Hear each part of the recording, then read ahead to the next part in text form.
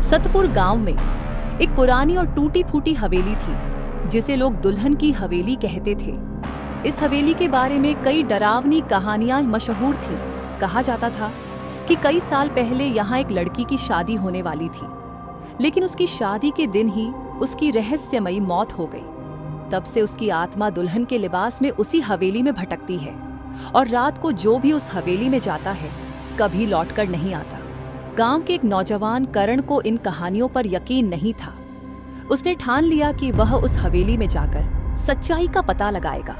एक रात जब पूरा गांव सो रहा था, कर्ण अकेले हवेली की ओर निकल पड़ा। हवेली के पास पहुंचते ही उसे अजीब सी ठंडक महसूस होने लगी।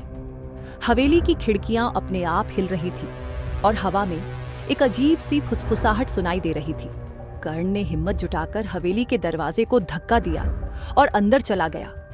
अंदर का माहौल सन्नाटे से भरा हुआ था। दीवारों पर पुरानी तस्वीरें थीं जो अजीब अजीब शक्लें बना रही थीं।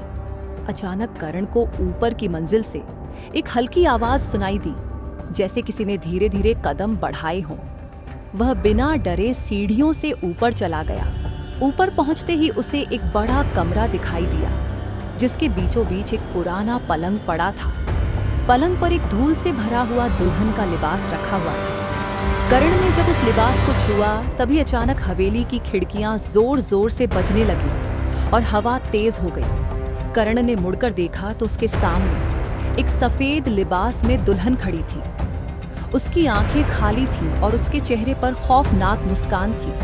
कर्ण के शरीर में कंपी दौड़ गई। दुल्हन धीरे धीरे उसकी ओर बढ़ने लगी। कर्ण ने दरवाजे की ओर भागने की कोशिश की, लेकिन दरवाजा खुद ब खुद बंद हो गया।